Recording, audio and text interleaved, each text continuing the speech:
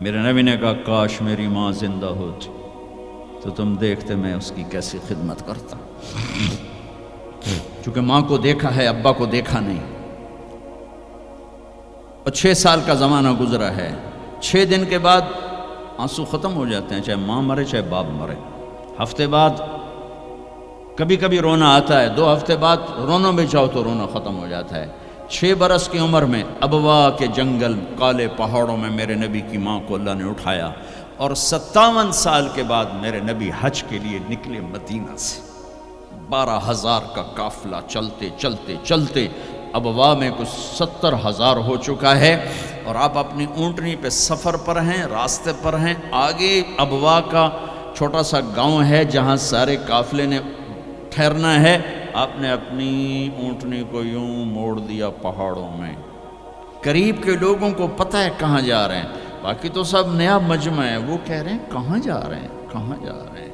آپ اپنی اونٹنی کو اندر چلتے چلتے چلتے چلتے چلتے چلتے ایک جگہ اونٹنی کو بٹھایا. ایک پہاڑ ہے 70-80 فٹ اونچا، اس پہاڑ پر چڑھے. وہاں ایسے ہی چوکور سا میدان ہے، باقی سارے پہاڑ یوں ہیں. سن 2000 میں بھی اماں آمنہ کی قبر کی زیارت پہ گیا تھا. جو میں وہاں میں تمہیں کیا بتاؤں، میں یہ واقعہ ہزاروں دفعہ سنا چکا ہوں. ہر دفعہ ہی ایسے رونے بیٹھ جاتا ہوں کہ پھر میں وہاں نہیں کھڑا ہوتا، پھر میں وہاں ابوا پہنچ جاتا ہوں. میں دیکھتا ہوں 6 سال کی عمر میں میرے نبی کو اللہ نے یہاں اتنا بڑا امتحان دیا کہ جنگل میں ماں کو موت دے دی. 25 سال کی عمر میں ماں مر گئی، اچانک مر گئی، کوئی بیماری نہیں، کچھ نہیں، جس کو آج ہم ہارٹ اٹیک کہتے ہیں، ہارٹ فیلئر کہتے ہیں. اتنا آخری جملہ کہا کل حی میت و کل جدید بال وقد ولدت طہرا. بولا نہیں جا رہا تھا تو بجھتے بجھتے بھڑکتی شمع نے کہا بیٹا ہر زندہ نے مرنا ہے، ہر جوانی نے ڈھلنا ہے. لگتا ہے تیری ماں کا آخر آ چکا ہے، لیکن میں نے ایک بچہ جنا ہے جو سارے عالم کو پاک کر دے گا. اور شمع خاموش ہوگی.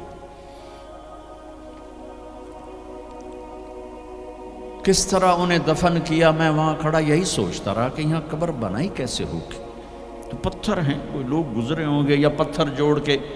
جب ایمن نوکرانی ساتھ ہیں، وہ ان کو لے کر نیچے اتری، اونٹنی کے قریب پہنچی تو آپ نے ہاتھ چھڑایا اور پھر بھاگے، پہاڑی پہ چڑھ گئے.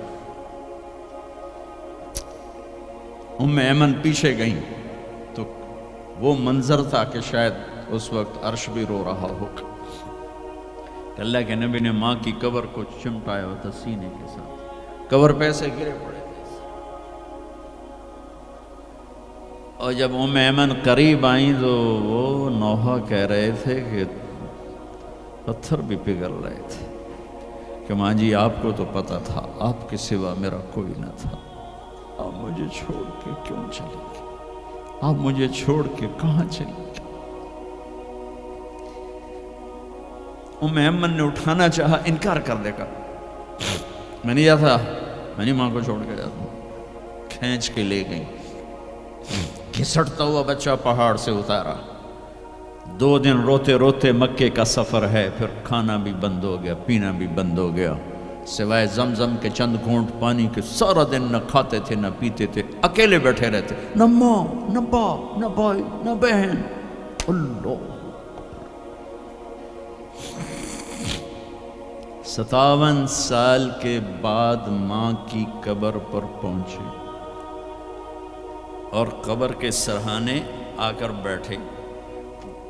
گوڈے اوپر اٹھائے اور ہاتھ یہاں رکھے اور سر گوڈوں میں دے دیے، جیسے چھوٹے بچے رونے کی پوزیشن بناتے ہیں. یہ چھوٹی جگہ میں دکھا نہیں سکتا. اور پھر جو رونا شروع کیا، اتنا روئے کہ ساری داڑھی سارا سینہ آنسوں سے بھر گیا، جیسے کوئی معصوم بچہ، جیسے 6 سال کا محمد رو رہا صلی اللہ علیہ وسلم. اتنا روئے کہ وجود ہل گیا. اور پھر فرمایا کہ میں آگے نہیں جاؤں گا، میں رات یہیں رہوں گا. تم کیا جانو رشتے کیا ہوتے ہیں، تمہیں صرف پاؤنڈ گننے آتے ہیں۔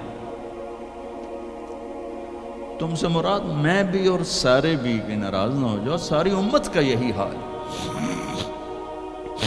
رات وہاں گزاری، ہائے کیا کہہ رہے ہیں، کاش میری ماں کبھی ہوتی، میں ایسی خدمت کرتا کہ بریڈ فورڈ والے بھی یاد کرتے ہیں، میں ایسی خدمت کرتا کہ میں عشاء کی نماز کے مصلی پر کھڑا ہوتا اور سورۃ فاتحہ پڑھ رہا ہوتا، اور پھر ادھر سے میری ماں کہتی محمد، تو میں نماز توڑ کے کہتا لبیک اماں جی، ماں جی حاضر ہوں، ماں جی حاضر ہوں۔